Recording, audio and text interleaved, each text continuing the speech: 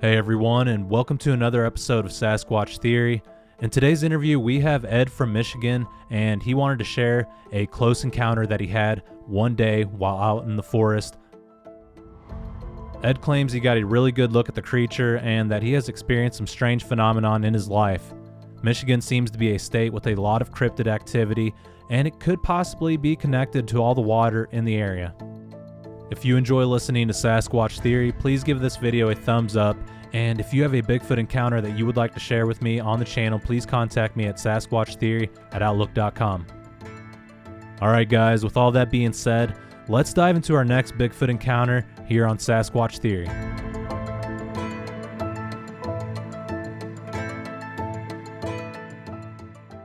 Yeah, I've had quite a few things happen, especially once, that I seen one and realized that they're there. I've hunted all my life since I was able to walk. And I've had things happen periodically before I knew that those things existed. And after I've seen one, I put things together. But I think that, once you see these things, they're somehow connected to you. Yeah, absolutely. So where did all this take place? If you would, give me like a time frame, the area, and kind of what happened. It was around this time of year in about 20 miles from Houghton Lake, Michigan. Okay. So what were you doing that day, and what did you see? My son and I and my grandson were going up north to visit a friend of mine, and we were just taking our time. It's about a 4 or 5 hour drive from where I live, and I've told my son after I had seen this being that I'd seen it, and I showed him some things like on podcast, how they make the tree markers and all these different things. And, he didn't doubt me a bit when I told him, because he knows I've never been dishonest with him. And so, he just took it. But, periodically he'd rib me about it, So as we were driving up north, it was about 10 o'clock in the morning. And we were driving down the road, and I'm always watching the woods and stuff, and I was seeing tree breaks and different things, but I didn't say anything. But then my son turns to me and he said, "Dad," he points at the tree breaks and the teepees and the different structures that were in the woods, and he points at him and says, "Dad, Bigfoot," and he laughs. Well, I got to looking closer, and I was like, man, I was thinking that's a lot of structures. I was thinking that, these things are really there. And so we're driving down the road, and I'm watching closer, and this being literally steps out from behind a tree and shows himself to me. So as soon as I seen him, we locked eyes, and right away, well, my first thought was, "Who are you?" And telepathically, he started telling me about himself and about his tribe, and he actually gave me a type of a vision, like where I'm guessing where he comes from. And you might think I'm crazy, but that's what I experienced. But I always say it's like having a 2-hour conversation in a matter of seconds. But it seemed like ever since that happened, these beings are somehow connected to you. Well, I had gotten 5 or 6 security cameras and put them up around the house. And I was, when they would be set off, they would, alert you that something's around. And when I looked on my phone watching what was out there, I was seeing these orbs. And they would go across the deck up to one window, go down the deck on the other side, come up to the other window, and there'd be a wisp behind the orb. So I thought that was strange. But anyway, this year, a lot of things happened in between. But this year, I take my grandson deer hunting down in the southern lower Michigan. And we had a motorhome parked on the hunting property. And it snowed about 3 inches that night. And it was still snowing when we woke up, and it was before daylight, So it was just at that point of breaking daylight and nighttime that we went outside, we got our gear on and went outside, loaded up our weapons, and we getting ready to start off to go to where we were going to hunt. And I came across this humongous track. It was only like 20 yards from the motorhome, but it was 21 inches long, 15 inches wide, 4 inches deep, and probably a little over 5 feet stride. And it went all the way across this field into this section of forest and woods that we call the sanctuary, because those people, they don't hunt, and they don't allow any hunting. And so the animals, they gather there. And I think that's what this being was doing, I'm guessing, was going over there hunting. So we ended up leaving that spot because I really didn't want to have my grandson in an area where there's something that big around. So we went back up north to my buddy's property that we were going to that first time I was telling you. And him and I, we got there this time about 11 o'clock at night. I was hoping to get there early, but so anyway, him and I went out into the woods to open up the deer blinds. He's got, tower blinds on his property. And so we go to the one I was going to hunt out of, got it all ready, and then we were on the four-wheeler, and we go to his tower blind. And just as he climbs up the ladder going up into his tower blind, this noise goes off about probably less than 20 yards from us. It was very close. And it was stunning. It kind of sounded like, it started out like a howl, between a howl and a growl, but it sounded like something, that's like 500 pounds, And then it made another noise. It was moving to the left. So right away it made another noise. It moved further to the left. Then it sounded like a pack of coyotes. Then it went to my far left, and an owl, sounded like an owl. So my buddy, he's standing on his ladder, and he tells me, he said, what was that?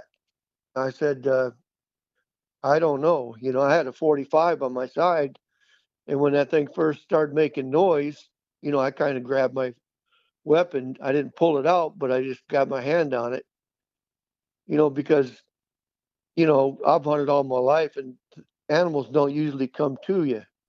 You're making noise and doing things, they usually go the other way.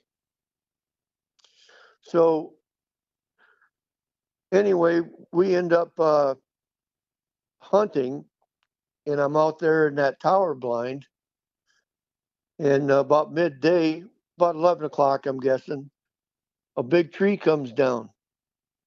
Great big full-grown tree. I mean, it just crashing, and you can hear it hit, boom. I was like, well, I guess that happens sometimes. And about 5 minutes later, another tree comes down. Then about 5 minutes later, a great big rock comes flying through the treetops you can hear it hitting the limbs, and then it hits the ground next to the tower blind. So I was like, well, that's not normal. Yeah. But before I had known these things were out there, I was hunting one time, and I had a full-grown oak tree come down on me. The green leaves were still on it. I mean, great big, huge, round tree. And I literally had to run down this log and jump off on it when I hit the ground running to keep it from falling on me. And then later on that week, I'm up in a tree stand, and within 15 yards from me, another tree falls. I mean, not a bit of wind, nothing. So, and I think what sparked that was I've hunted that woods all my life, and there was a back part of this woods that I would never go to. It was thick, and I figured, the deer bed down there, and I never wanted to disturb it because, they'll bed down, then they'll come through, moving around later on. But I decided to go back there this one time, and I think that was, looking back on it, that's my thoughts on it. That I think that bothered them because they considered that, I think, they're part of the woods. Yeah, very well could be.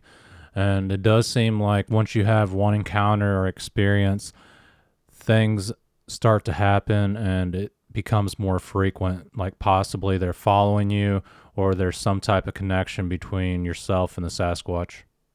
Right. You're absolutely right. Yeah. Yeah. I'm sure there's a lot more things that I've overlooked, but there's a wetland about 20 miles from where I live. I'd taken my grandson back in there to hike and just enjoy the outdoors. And I had found, tree structures back there and prints back there. So, when you don't know that these things are around, you don't look for those kind of things. But once you see them and you realize that they're, that's a real thing going on, you notice those things. Yeah, it does seem to be that way.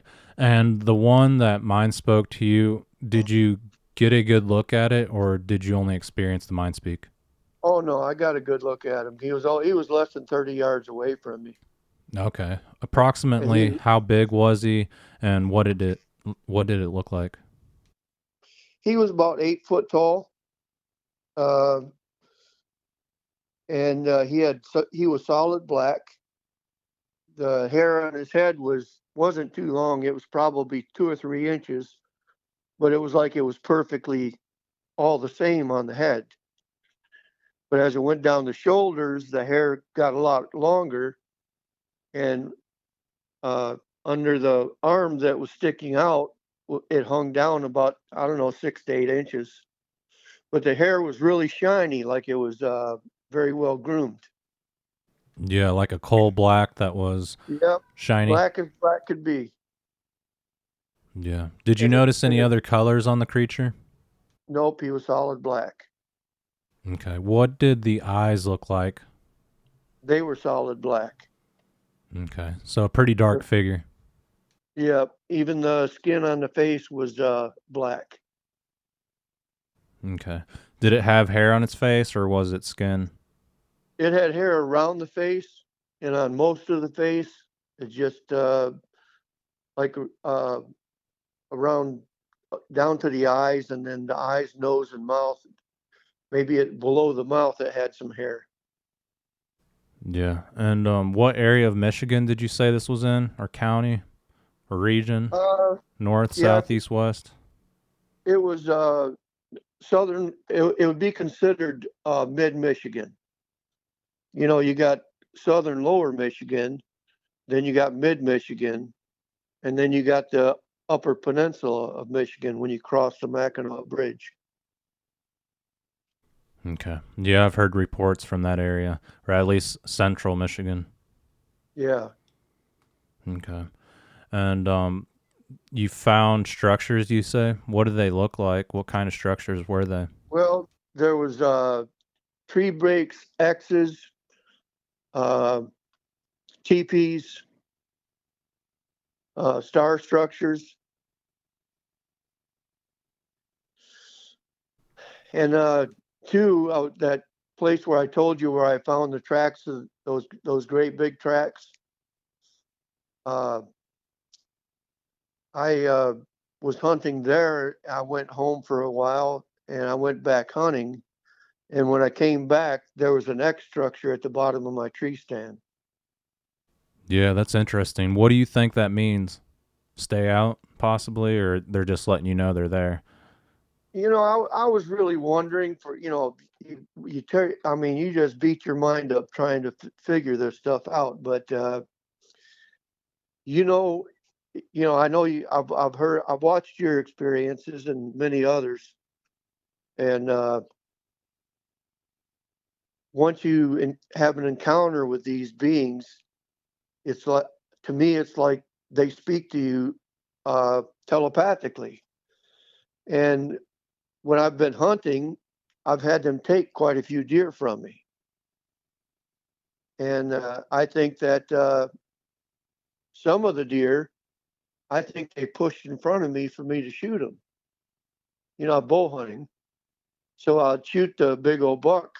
It would take off, and uh, I would wait a half hour or so, and then I'd climb down and go get it. Well, I'd go get it, but they'd be gone. And I could see, like I said, I've hunted my whole life avidly and harvested many, many deer. And, the shots that I had on those deer, they were dead. There wasn't no question about it.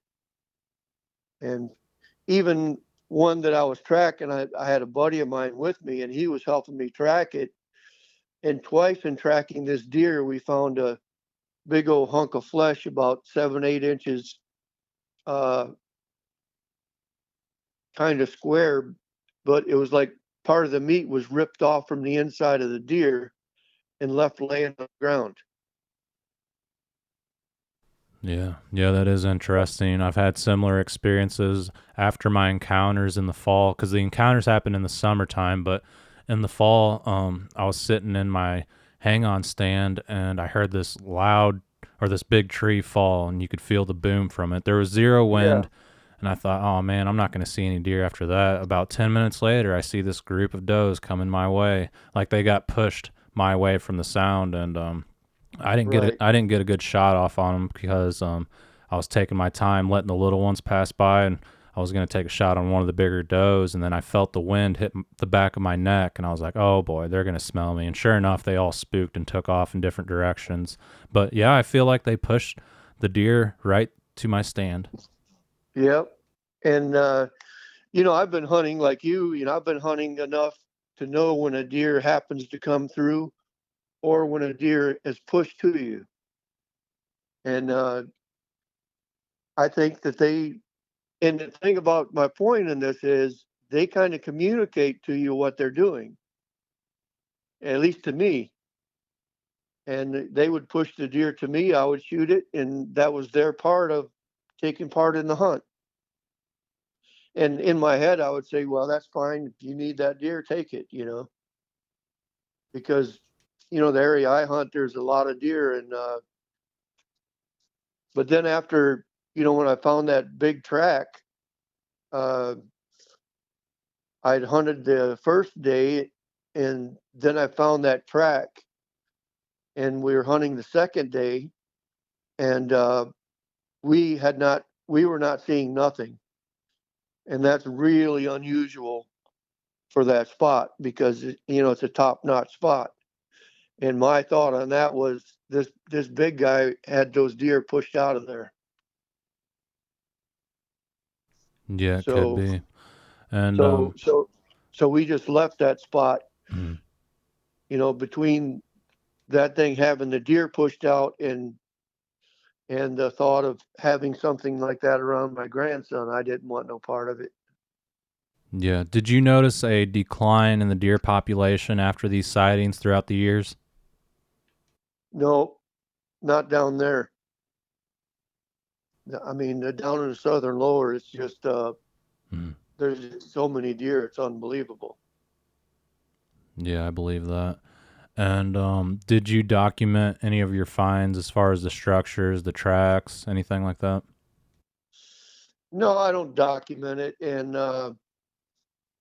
I, you know, I just feel, I don't try to prove these things to anybody, and I don't, try to get proof to try to prove it to people because, I just don't care what people think. You Yeah. know, to me, you're either going to have an experience and see this or not. You know, That's how it works. yeah. Okay. Is there anything else you can think of that's happened? No, not right off the bat. I'm sure there's a lot more. Oh, here's another thing. This buddy of mine, we've been best friends for probably almost 50 years. And, you're friends for that long, you know each other. And so while I was up there this year, like I said, experience all that stuff in the woods, we left his house. It was dark. We were going to go up to the store, and we were driving down this dirt road, down the road from him, and there's a big old swamp there, like very wet swamp. And I was looking out the window to my right, and my buddy says, "Wow, look at that bear!"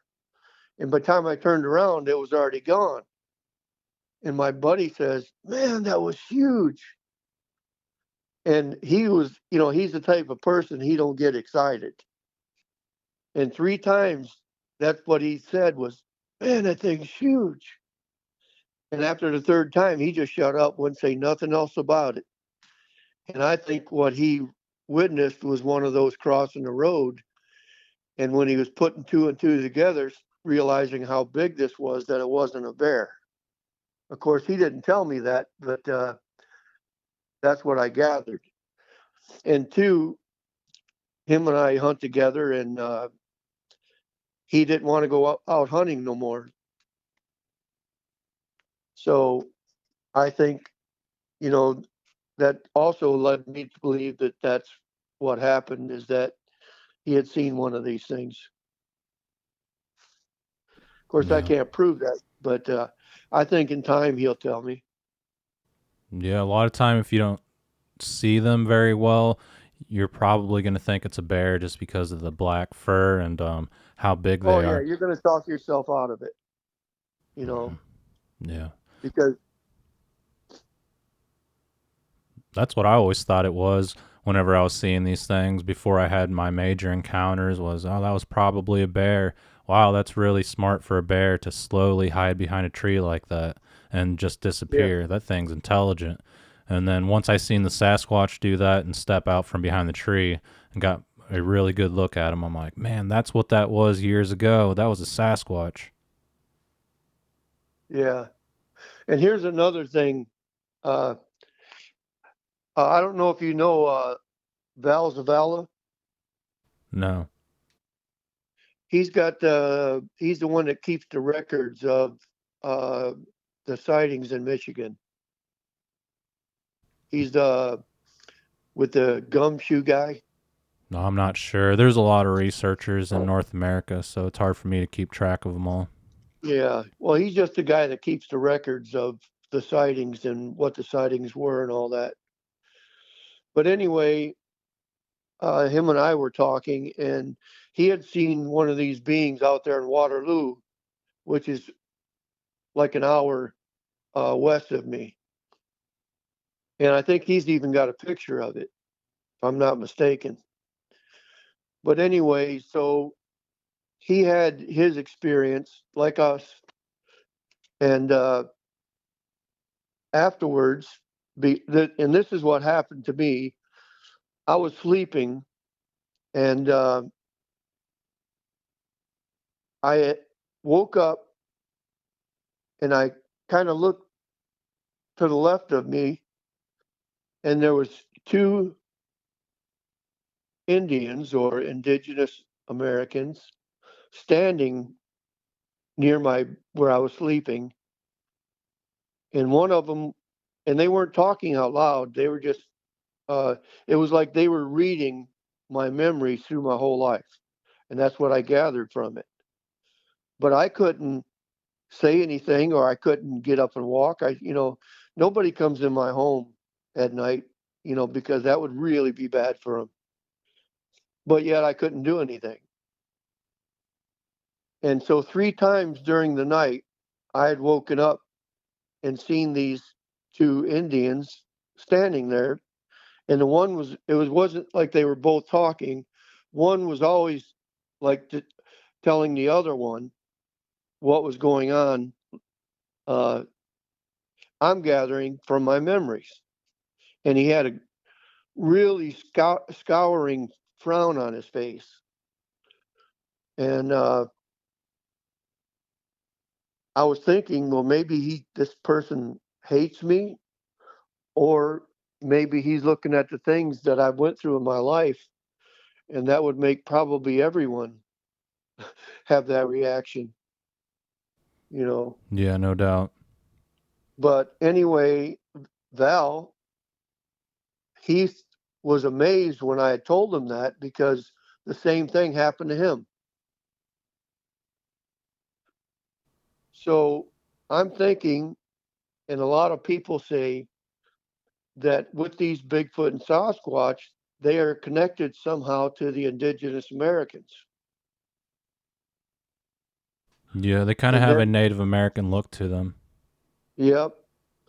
And a lot of people believe that there's some type of connection there. And to me, that just proves that they must have some type of connection.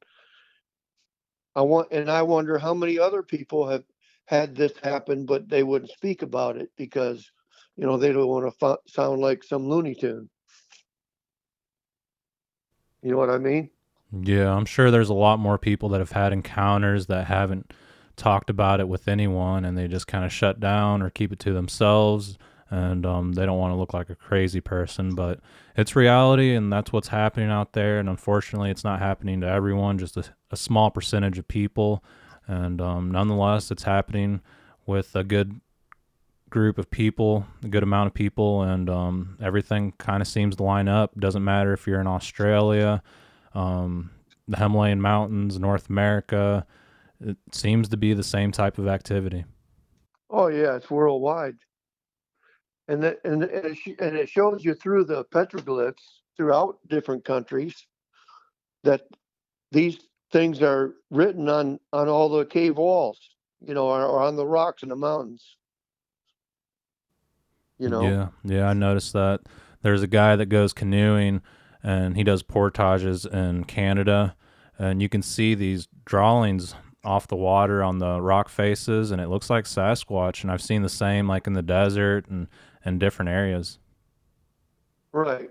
And when they make those drawings, they make the drawing of this being a lot bigger than what the people are themselves. And then they'll have like 3 red lines coming out their eyes. And I think that's their way of portraying that their eyes were glowing red. Yeah, yeah. It seems to always be like a red paint that they use. Not always, but and yeah, I have noticed the red eyes on some of Yeah. the paintings. And I've heard, since I've seen one of these things, I really, we're all curious and we're all seeking answers. So we watch a lot of different things. We look into a lot of different things. And a lot of your elder Native Americans tell their people, don't never look them in the eye. And I think that when people look them in the eye and they lock eyes with them, I think the more they lock eyes with them, the stronger that connection is. Yeah, it could be. Whenever I had my encounters, I looked at them dead in the eyes, and Yeah, see? it seems like they were coming around for a while after that. But maybe like with the juveniles, you can imprint yourself on them, kind of like a young dog or a little child, and they remember you. Yeah. Well, when I had seen that being and that we went through that all that telepathy, it seemed like afterwards, it really seemed like I knew everything about that being and he knew everything about me from that short a period of time. That's one of the things that I really gathered from that. Yeah. How they do that, I don't know. And I believe that they may not be the Nephilim, but they could very well be some of the things that the Nephilims created. Because they're the ones that created the giants, and then they went to animals. That's where they got the centaur and all these other different animals that were half man and half beast. So that's my opinion on that. And because of that, them being part angelic and part human, I think that that's how they have these abilities. Yeah, I think so too. They talk about the giants having spiritual abilities, and we kind of see the same with the Sasquatch. And science doesn't have an answer for it, but history seems to have the answers. Yeah, there's a lot of whistleblowers that talk about the things that are going on in the dumps, the deep underground military bases. Have you heard about them? Yeah, I have. There's all kinds of strange phenomenon happening in these underground bases and with the military. Yeah, and some of these whistleblowers, to where they have these giants locked up in caves underground, they had said that they got paint colors when people go in these areas, that what you can't get to this last color because that giant has such mind power abilities that they could kill you just by what they do to your mind if you get closer. The closer you get, the more uh, power that they have over people. And they said people just some have just literally died, and many others have just lost their mind. Yeah. Yeah, there's all kinds of strange things taking place in these underground bases, and people have even reported UFOs coming out of the mountains, out of the ground, and And out of the ocean. out of the ocean, and out of portals in the sky. And people claim that they're not coming from other galaxies out in the universe, they're coming from inner Earth. Right. And biblically, it talks about in Revelation that in the last days that these beasts were going to come up from under the earth, and they were going to kill a third of mankind. And that could be what these beings are. Yeah. Well, maybe them and many others. I don't know. Yeah, they say But there's that going to be a war between humans and the Nephilim. And yeah, that's what's supposed to happen. And it seems like cryptids are on the rise and paranormal activity is on the rise. And yeah, and something I big's going believe to that. happen. Yeah, I believe that 100%. Have you ever heard of Phil Snyder? Yeah, I've heard of Phil Schneider. He used to build underground bases for the military. And he had, like, I don't know what it was, like the nuclear boring company where they'd make the underground tunnels and it'd just like melt the rock and make these huge underground bases. But yeah, he claimed that there were like these beings down there, and there was like a battle between them and the military, and he got like shot by a laser and it like cut him open and cut some of his fingers off, and some people lost their lives down there. Yeah, yeah. The Black Berets pushed him out of the way and gave their life for him.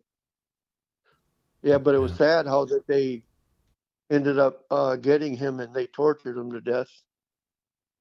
They actually show his body. Yeah, that's disturbing. I wonder if it was the military that did that, the government, or these beings, if they came and seeked him out. No, I think it was the people in charge of the black projects, because he was being a whistleblower, and they told him that he knew he was going to die. He said that on his videos. Yeah. Well, I definitely think that's what's going on, and everything he talked about is the truth because he showed the evidence for it, and there's nothing else to it. Yeah, and I watched this guy. Uh, he's a researcher.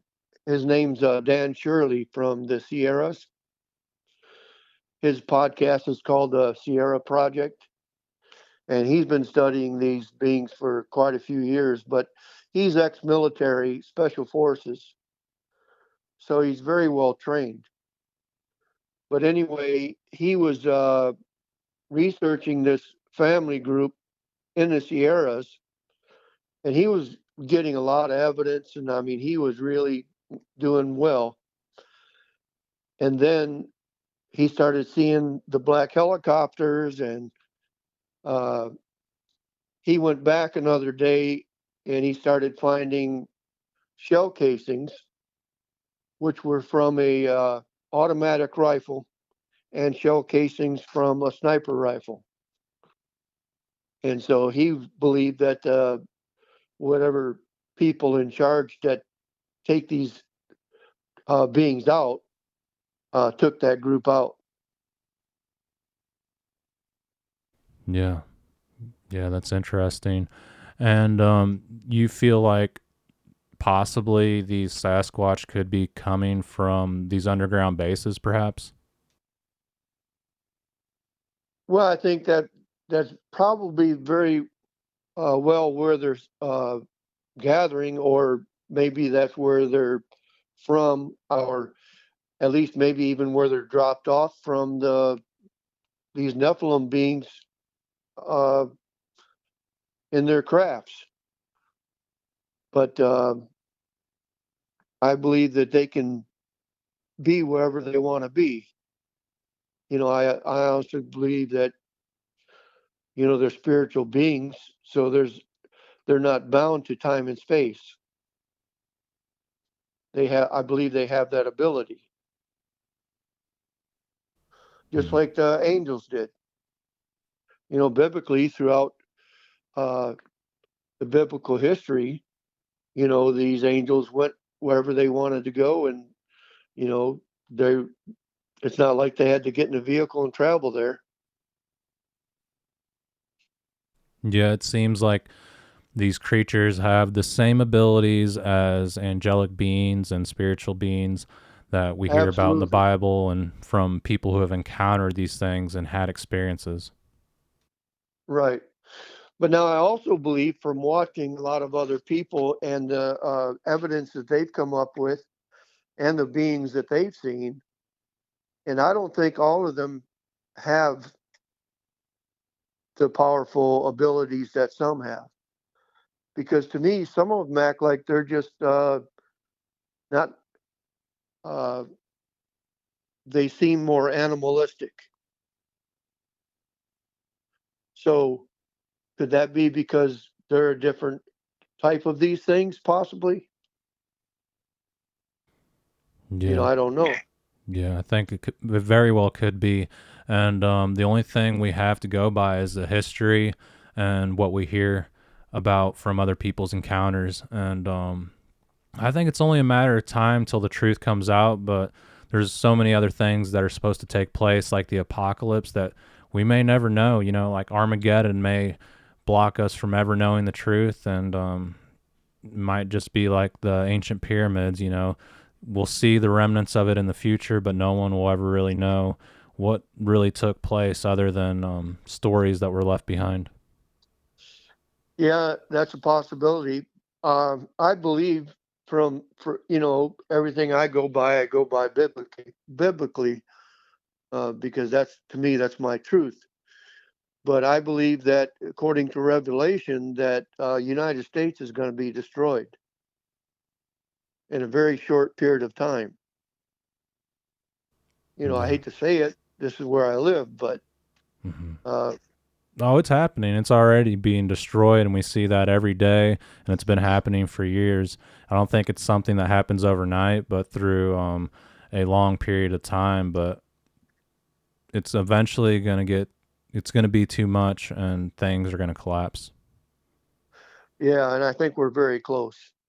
Yeah, I You think know, so too. the FBI right now. I was listening to there's a sheriff from Ohio, and the top FBI uh, officers had a meeting with a lot of the sheriffs and brought them in for this great big meeting for the country, and they were telling the sheriffs to make sure that their officers are heavily armed with plenty of ammo and to start training civilians as many as they can at a time.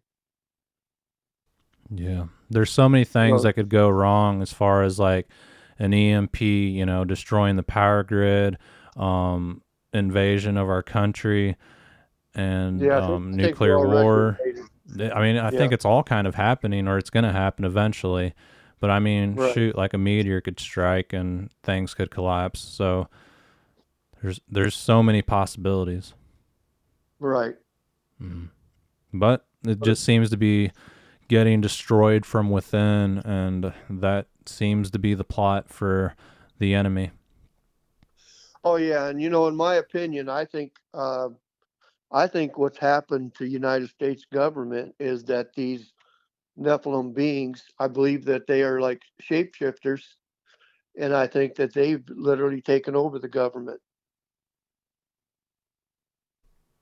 Yeah, yeah, very well could be. And you hear about these people that have these beings show up at night and do things to them, if you know what I mean. They call them like a succubus or an incubus.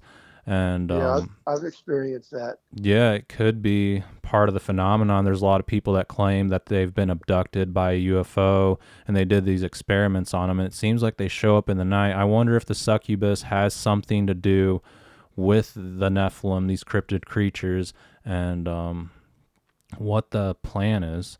But I mean, I think all the answers are in the Bible, and nothing's cut and dry, but I think it explains a lot of what's going on and gives us an insight to the future.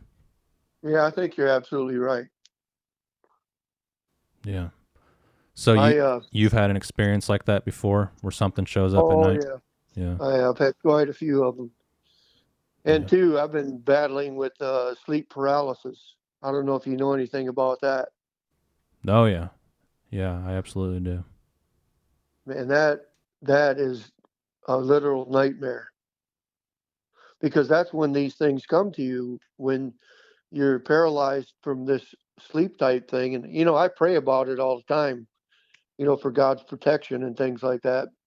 But I think that the powers of darkness is very strong. Yeah. So you're able to feel a presence in your room at nighttime, and are you awake when it happens? Well, with sleep paralysis, you're awake and aware of your surroundings, but you can't wake up. Yeah. Yeah, But that's interesting. but in sleep paralysis, like when you go into a deeper part of it, these beings come to you and uh, they do things to you at night and you battle them. Uh, it's been about a month or so ago. Uh, I thought it was and it's about 2 or 3 months ago, I'm guessing. I'm bad with time, but I had these. I thought I thought that I had a dream, a bad dream. But during the night, uh,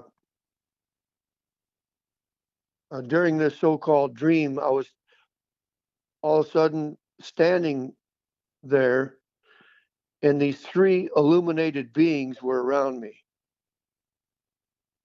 They They looked kind of like the shape of the small grays. They weren't big beings, but there was three of them standing around me, like one to my left, one to my right, and one in front of me. And I really had no idea what was going on.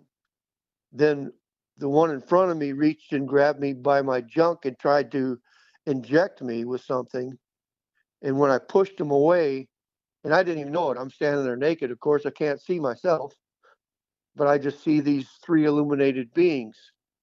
Well, when I pushed them away, the one on each side, two of them inserted something like underneath my arms.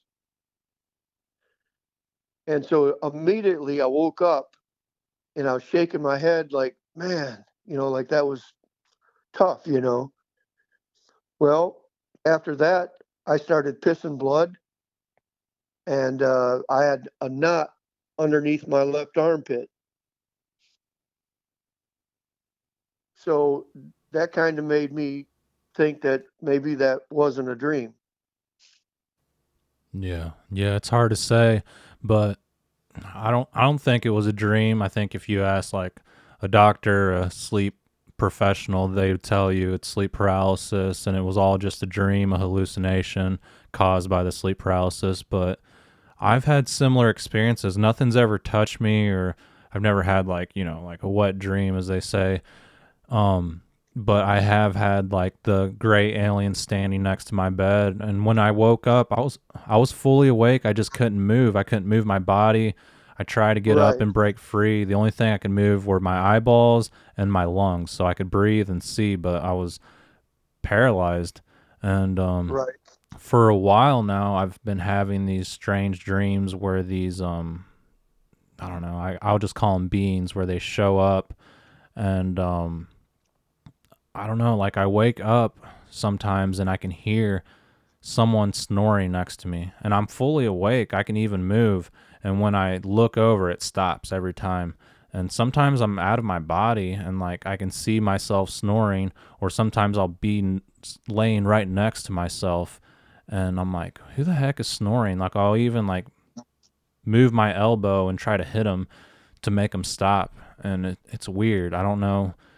I guess it could be sleep paralysis, but I feel like there's something strange going on with the presence in the room.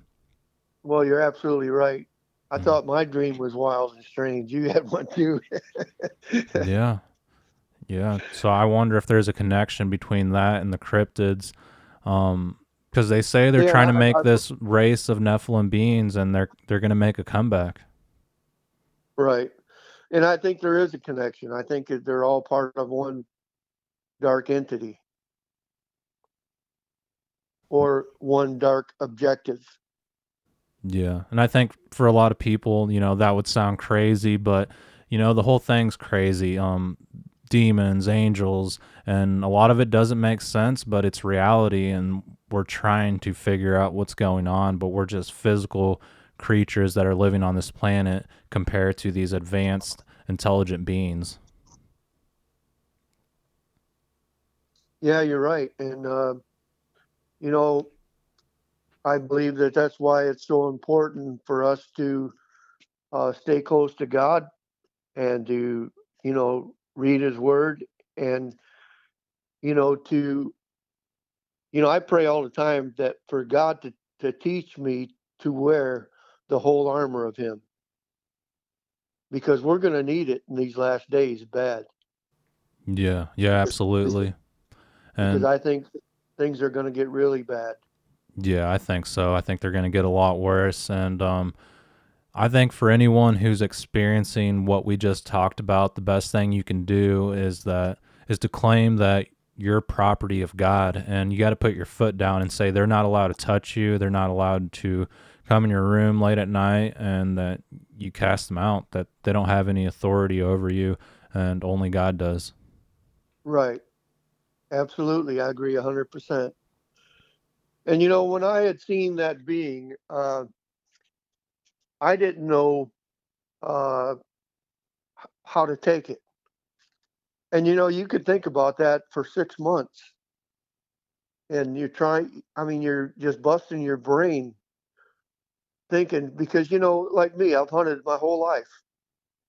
Anything that I'd ever see or experience that was abnormal or paranormal, I would instantly just shut it out of my mind, because I would think and say to myself, well, that's just evil. It don't belong near me. But, I think throughout everyone's life, they go through these things. Um, I forget the point that I was getting to, but I was thinking back about this woods I hunted when I was a kid. And every time I went into this woods, it was one of the best areas to hunt in the whole county or in the whole state. But when you went in that woods, like you would sit down to wait for deer, there would be this evil presence there. And it was like invisible, of course, but it was like this evil entity had his face 2 inches away from your face. And you could just feel the evil emanating off of it. And every time, for years and years and years, it didn't matter. You knew if you were going hunting in that woods, you were going to experience that. And after 50 years, I mentioned it to my dad, because my dad and I always hunted together. So one day we turned down that road where that property was, and I said, Dad, I said, did you ever feel a evil presence in that woods back there? And he goes, oh yeah. He goes, there's something back there. He said, every time I go in there, you can feel that. And I was like, why wouldn't you never tell me that? I had to experience this for 50 years without knowing that you knew it too. Yeah. So there's a history of these experiences taking place throughout time, and I'm sure there's a lot of older folks that have experienced the activity, going back to our parents or grandparents, and they just don't talk about it because back then there wasn't internet. Libraries were not very sparse until about the 70s or, Right. even earlier, but still. I don't think the information was as widespread as it is now. And when people hear this, they say, hey, I've had the same thing happen. I'm going to talk to this person. But back then, they couldn't do that. So that's the good thing Right. about our time. So it's hard to say if it's on a rise or if the information is more available today. Right. I took this grown man hunting there. He was about 25 years old, and I was close to that age. And he wanted to go bow hunting. So I took him back there in that woods. Like I said, that was the best area you could imagine for hunting. So I took him back there almost a mile back in. And then I was going to circle around and cross the road and hunt this woods across the road. So I take him and put him in the spot. And then I start back towards the side of the road the vehicle's on. And I get back there, and this guy's sitting in the vehicle waiting for me.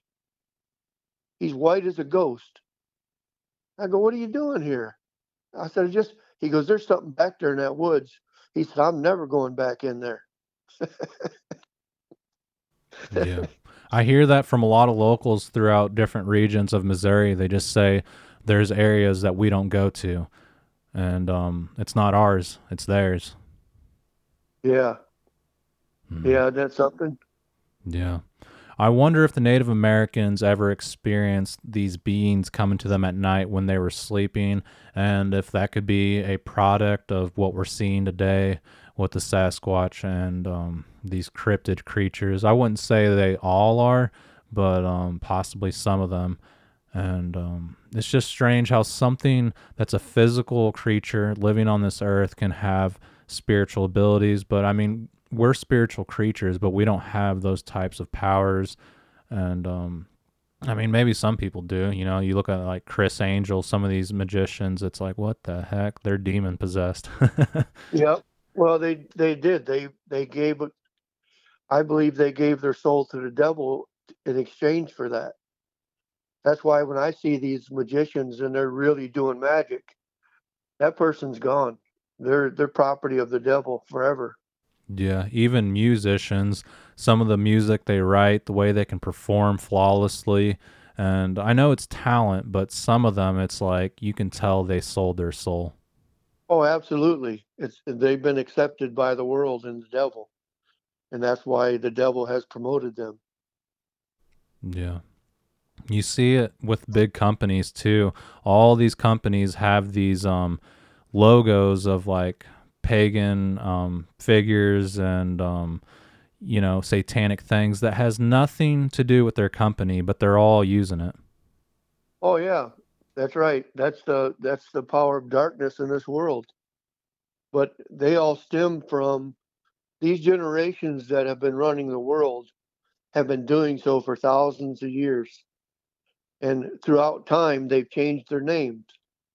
Uh, like BlackRock, that's the bloodline from the people thousands of years ago that used to run the world. And this has been going on for that many years. There's you could name off quite a few of them, but BlackRock's one of them. And it was the Caesarian mafia from thousands of years ago that are in this organization too. And the same way with Skull and Bones. You've heard of them? Yeah, I watched where Alex Jones snuck into one of their meetings and they were like worshiping this owl, and you could hear this woman being tortured and screaming, and they were very upset about him breaking in. Or was that the Bohemian Grove? But still, Yeah, it's the same thing. yeah, It's the same same thing. thing. They're based on the Skull and Bones Mm. organization. That's the thing. If none of this is real, why are government officials worshiping Satan? They even put like a statue of the horned goat sitting with two little children, and he's holding like the satanic Bible. People say it's not there anymore, but I'm not sure if it is or not. Yeah, there's another young guy that does podcasts that he's snuck into the Bohemian Grove twice, and he videotaped quite a few things in there still, even when there wasn't a ceremony going on. Like they had those owls all over the place where they worshiped the owl. Hmm. Yeah, and going back to musicians, a lot of these big concerts where they have the flash imagery, like they flash like a bunch of satanic symbols on the projector and stuff like that. And I don't know, I think it's wrong, especially whenever it's people that influence young kids and Right, teenagers. right. Yeah. Okay. So are you still going out to this area to look for Bigfoot, or do you stay away from there? Um, No, anytime I go in the outdoors, I'm always looking for their sign. But, and you might think this is crazy, but oh, I got the thing I wanted to tell you. I'll have to go back to this one. Um, I forget it. I lost it again. Sorry. no, you're But fine. anyway, you might think this is crazy, but I can go like last year I was going into the metro park down, it's about 15 miles from me. And I was looking around at the area, how thick it was and all this. And those beings said, "We're here." And right away, because of what I was looking at, I just answered back in my head, "Yeah, I know you're here." I mean, that's the type of influence they have on you. And the point that I was going to make about uh, that I would keep losing was when the angels came to Lot in the city of Sodom and Gomorrah, they were flesh and blood. They came to them as flesh and blood, and they ate with them. And Yeah. when you were bringing up that point about being flesh and blood, but yet having these abilities, well, the angels have those abilities. Why wouldn't the Nephilim and them have that? Oh, yeah. That's absolutely true. And I've talked about that point before where God and his two angels came down and ate with Abraham. and they had food. They ate food together, physical food, and you know, it's a strange thing, but the paranormal, the spiritual, seems to be more physical than our world, and it could be like the Matrix, other dimensions. It's all the same, except theirs is more real than ours. Well, I think that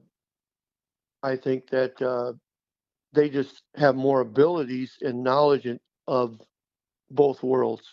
It's like the Indian people would say is that the Sasquatch lived in both worlds. Yeah, and it also says that the fallen angels left their place of habitation and came to Earth. So where is that place? You mean the place on Earth? Well, where the angels were from, the fallen angels, were they from another heavenly realm? Um, Hell, possibly, but they came here and mated with human women and made their own offspring, which came out to be giants. Well, I think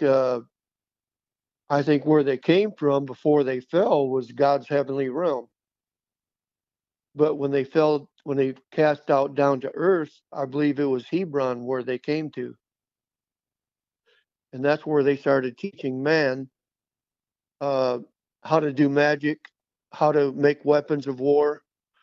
Uh, they taught the women about the makeup.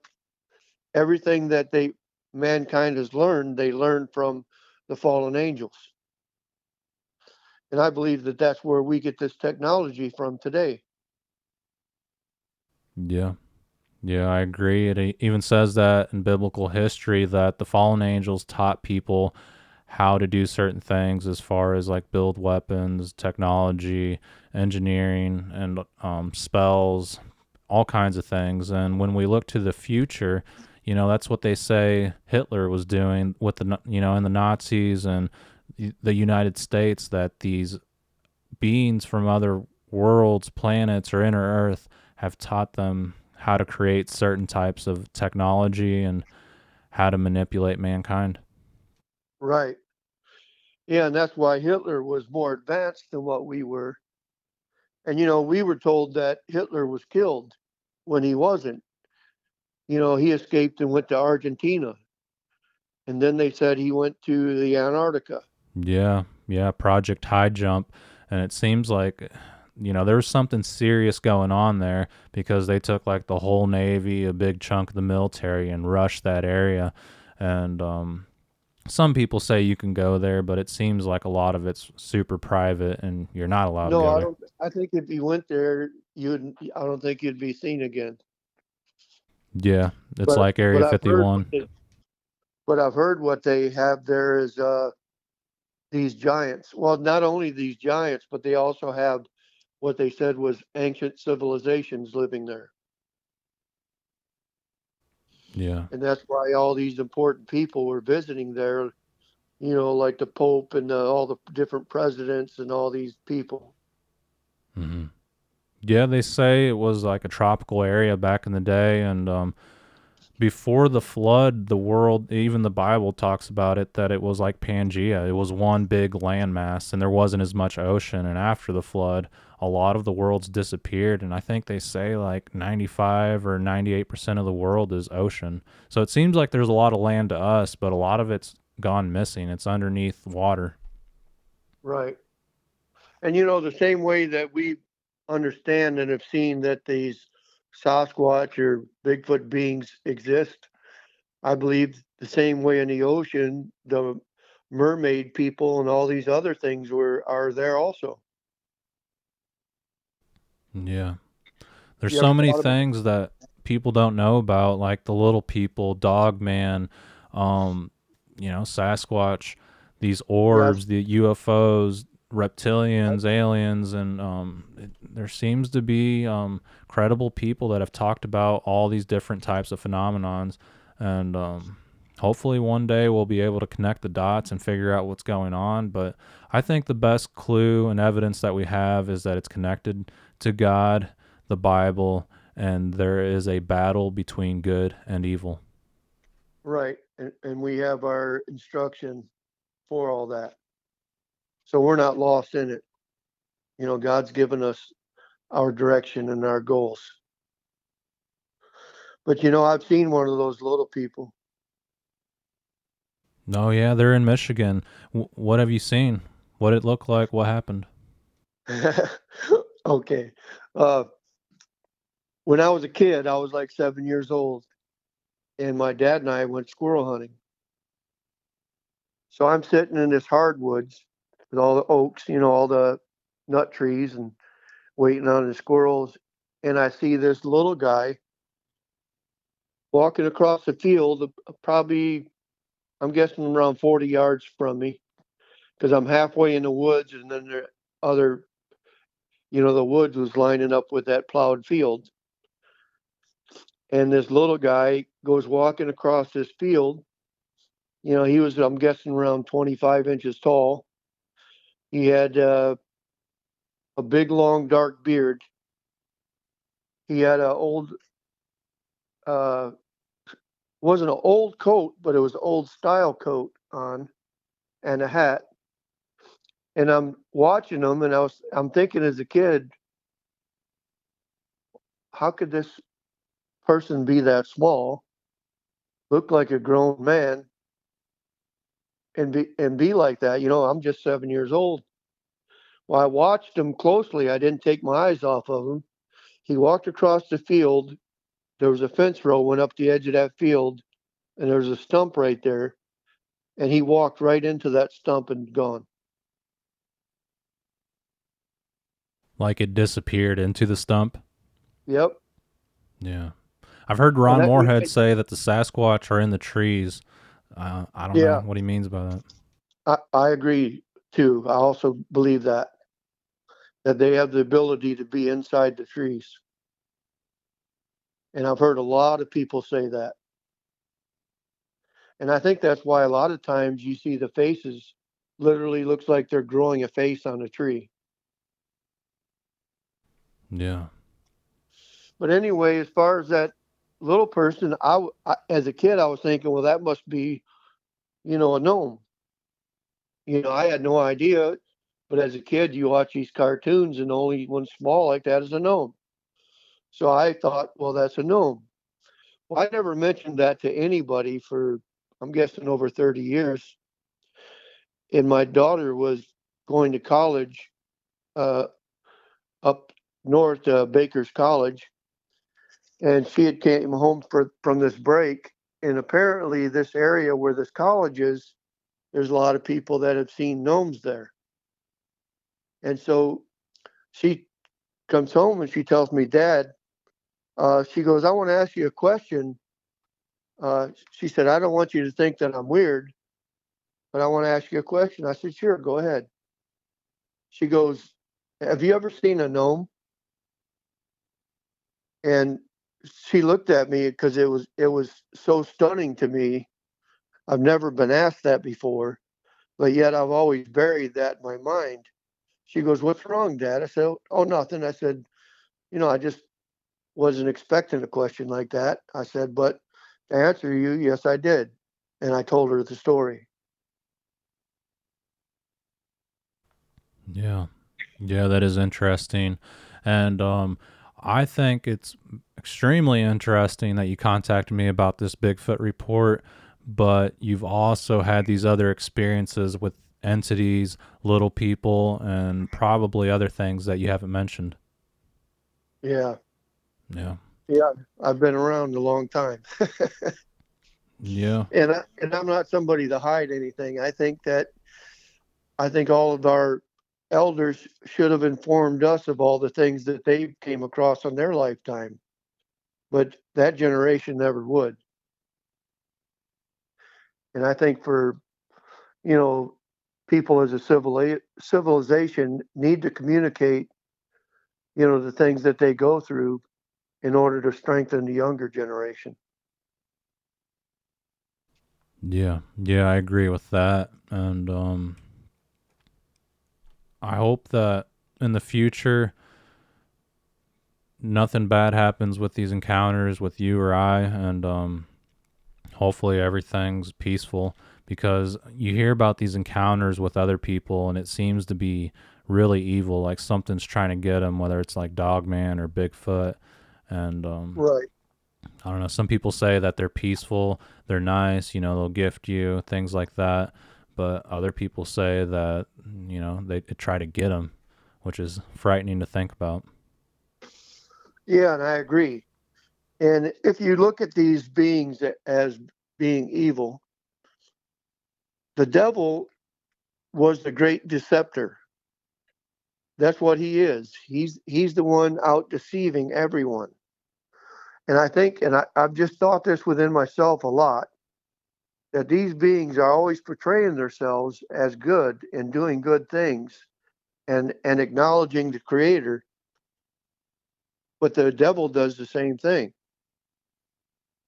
Yeah, absolutely. That's why they call them beings of light, and they try to mimic everything God does, but their true intentions are evil. Right, right. And whenever God does anything, he does it out in the open and in the light. And these beings seem to operate in the darkness and always hiding what they're doing.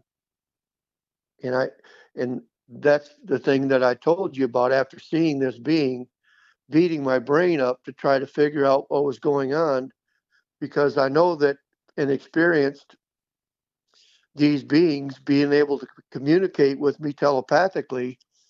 The only one that I've ever done that with in my life was God.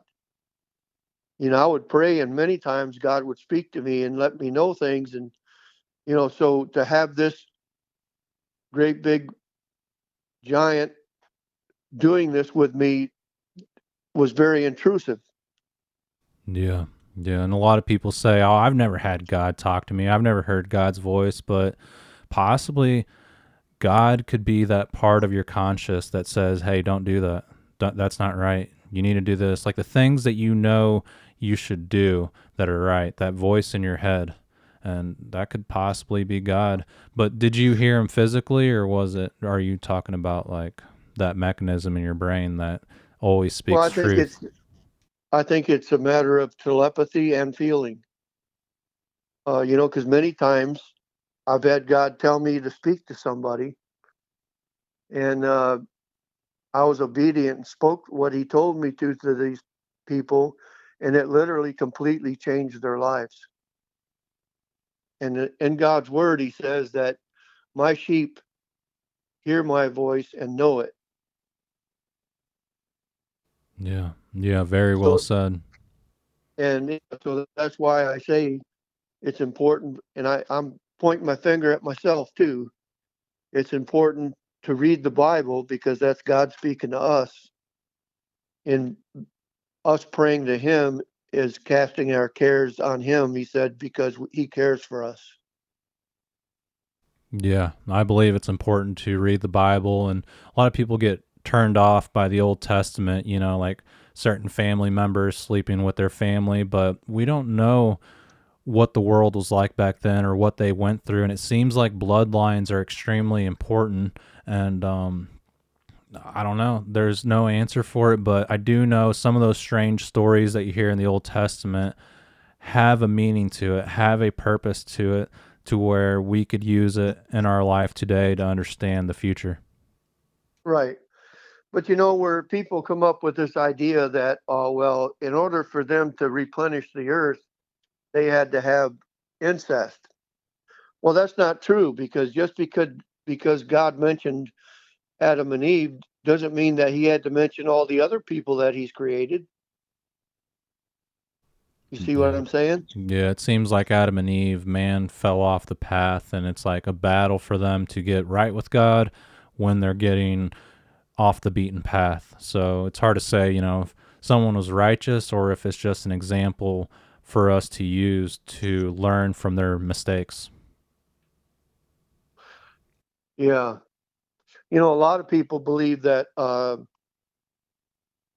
these Bigfoot are the bloodline of Cain, because when Cain killed Abel, it says that God put his mark upon him, and made him to wander throughout the earth. And if you look into that part of the Bible, God made him to where he would be recognized. It was recognizable that he was marked from God, that he wasn't like everyone else. And that's why the Cain was telling God, well, they will kill me,